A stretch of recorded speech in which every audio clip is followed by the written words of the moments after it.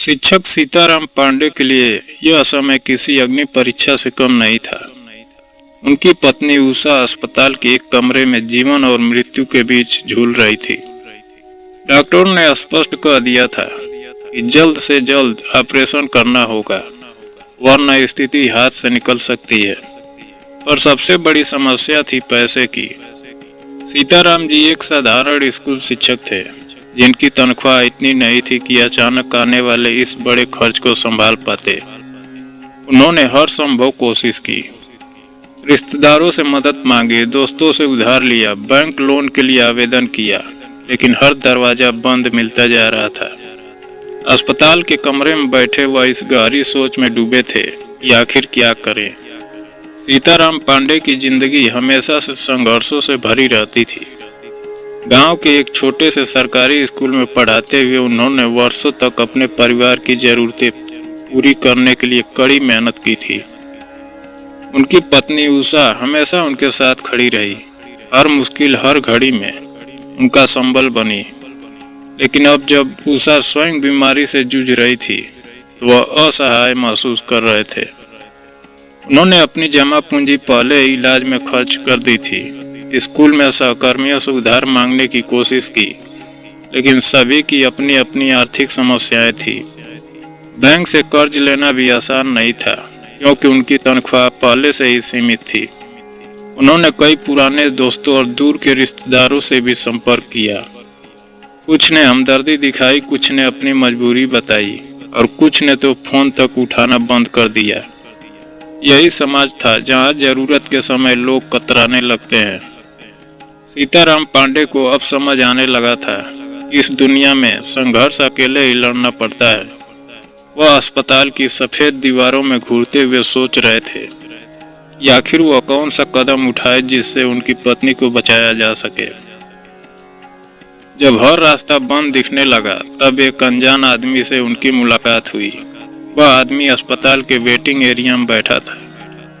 उसने सीताराम जी की चिंता को उनके चेहरे पर पढ़ लिया। भाई साहब, क्या कोई परेशानी है? उसने पूछा। सीताराम जी पहले तो कुछ बोल नहीं पाए, लेकिन फिर सारी बात उसे बता दी। वह व्यक्ति एक एनजीओ से जुड़ा था, जो जरूरतमंद मरीजों की मदद करता था। उसने सुझाव दिया कि वह सोशल मीडिया पर अपनी स्थिति साझा करे और क्राउड फंडिंग की कोशिश करे। सीताराम पांडे को सोशल मीडिया और ऑनलाइन प्लेटफॉर्म्स के बारे में ज्यादा जानकारी नहीं थी, लेकिन जब कोई और विकल्प नहीं बचा तो उन्होंने अपने स्कूल के एक युवा शिक्षक अनिल से मदद मांगी। अनिल ने तुरंत एक क्राउड फंडिंग कैंपेन शुरू कर दिया और व्हाट्सएप, फेसबुक और ट्विटर पर शेयर किया। कुछ ही घंटों में लोग मदद के लिए आगे आने लगे। स्कूल के पुराने छात्र, शिक्षक समुदाय और यहाँ तक कि कुछ अजनबी भी पैसे डोनेट करने लगे। यह देखकर सीताराम जी की आंखों में आंसू आ गए। जहाँ एक और कुछ लोग मुसीबत में साथ छोड़ जाते हैं, वहीं दूसरी ओर कई ऐसे भी होते हैं जो निस्वार्थ मदद के लिए तैयार रहते हैं। सोशल मीडिया पर उनकी पोस्ट वायरल होने लगी। एक समाचार चैनल ने भी इस मुद्दे को कवर किया और इससे और भी लोग मदद के लिए आगे आए। कुछ ही दिनों में जरूरी राशि इकट्ठा हो गई। डॉक्टरों ने ऑपरेशन किया और उषा जी की जान बच गई। यह किसी चमत्कार से कम नहीं था। इस घटना ने सीताराम पांडे को जीवन का एक बड़ा सबक सिखाया कि हार मानने से पहले हर संभव कोशिश करनी चाहिए। उन्होंने देखा कि समाज में अच्छे और बुरे दोनों तरह के लोग होते हैं, लेकिन मदद करने वाले लोग भी कम नहीं हैं। अब जब उषा जी स्वस्थ हो चुकी थी तो सीताराम जी ने तय किया कि वह भी जरूरतमंदों की मदद के लिए कुछ करेंगे। उन्होंने अपने स्कूल में एक सहायता कोष की शुरुआत की, जिसमें शिक्षक और छात्र हर महीने थोड़ा थोड़ा योगदान देते थे, ताकि किसी और को उनकी तरह कठिन परीक्षा से न गुजरना पड़े।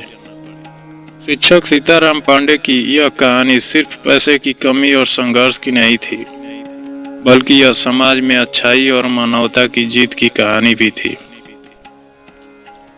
यह दिखाती है कि जब रास्ते बंद हो जाते हैं, तब भी कोई न कोई रोशनी की किरण जरूर मिलती है। बस हमें हार नहीं माननी चाहिए और अपने प्रयासों में लगे रहना चाहिए।